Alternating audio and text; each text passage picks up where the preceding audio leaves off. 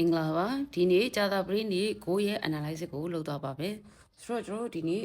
ဒီ HAU USD ကိုဒါကျွန်တော်ကြည့်လိုက်မယ်ပေါ့နော်ဆိုတော့ရွှေကဒါကျွန်တော်ဒီ zone ထဲမှာပေါ့နော်ဒီဘယ် zone လဲဆိုရင်ကျွန်တော်ဒီ9150ဒီ9160ပေါ့နော်ဒီမှာကျွန်တော်ပူးဘက်ပြန်လာရင်ဒီ zone တွေမှာဝယ်လို့ရပါတယ်ဆိုတော့ဒီ short term အနေနဲ့ဆိုရင်ကျွန်တော်အယောင်းကကျွန်တော်ရေလို့ဆိုရင်တော့ကျွန်တော်9210ပေါ့နော်9210ဒီဝန်းကျင်မှာကျွန်တော်တို့ short term ဝင်လို့ရပါတယ်ကျွန်တော်ကြိုက်တာကတော့ကျွန်တော်ကတော့ long term ဒီပေါ့နော် long အဝယ်ကိုပို့ပြီးတော့ကြိုက်ပါတယ်ဆိုတော့ကျွန်တော်ဘာဖြစ်လို့လဲဆိုရင်ကျွန်တော်ကြည့်လိုက်မယ်ဆွဲထားတဲ့စုံပေါ့နော်ဒီမှာဒီမှာဆိုတော့ရွှေရဒီချိပေါ့နော်ဒီမှာဒီချိလာမယ်ဆိုလို့ရှိရင်ကျွန်တော်ဒါပြီးခဲ့တဲ့ကန်နယ်တွေကြည့်မယ်ဆိုရင်လည်းကျွန်တော်ရွှေရဒီလောက်ထိဒီ order block ပေါ့နော်ကျွန်တော်ဆွဲထားတဲ့ဝင်းချင်းမှာဒါရှိနေသေးရပေါ့နော်ဆိုတော့ကျွန်တော်ဒီမှာ long ဝယ်လို့ရပါတယ်ဆိုတော့take profit ကကျွန်တော်ဒါ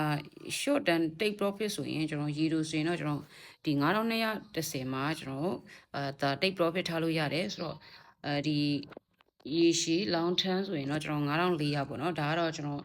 အမြင့်ဆုံးဈေးမှာဒါဆွဲထားခဲ့တဲ့စုံပေါ့နော်ဒီစုံကတော့ဆိုတော့ကျွန်တော်ကတော့အဝယ်ကိုပို့ပြီးတော့ကြိုက်ပါတယ်အယောင်းကတော့ကျွန်တော်ဒီ short term လောက်ပေါ့နော်ဒီ9210ဒီဝန်းကျင်မှာပဲကျွန်တော်ရီတို့ကြိုက်ပါတယ်အယောင်းဆိုတော့ဝယ်ပါဒီနေ့မှလည်းကျွန်တော်ကတော့အဝယ်ပို့ပြီးတော့ဦးစားပေးပါတယ်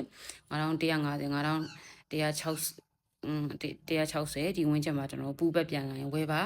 ဆိုတော့ဒီနေ့မှလည်းဒေါ် EMA ဆွေတွေအားလုံးမြဲကြမယ်လို့မျှော်လင့်ပါတယ်အားလုံးကိုကျေးဇူးအများကြီးတင်ပါတယ်နောက် match လာထဲမှာရန်ကုန် Mandalay offline class ရှိပါတယ်ဆိုတော့လူတွေတင်တန်းရှိပါတယ်သင်ပေးထားလို့ရပါတယ်ကြံမြို့နယ်များမှာလည်းကျွန်တော်တို့ဒီတက်ချင်တဲ့မိတ်ဆွေတွေကျွန်တော် online class ဒါတက်လို့ရပါတယ်ဆိုတော့အားလုံးကိုကျေးဇူးအများကြီးတင်ပါတယ်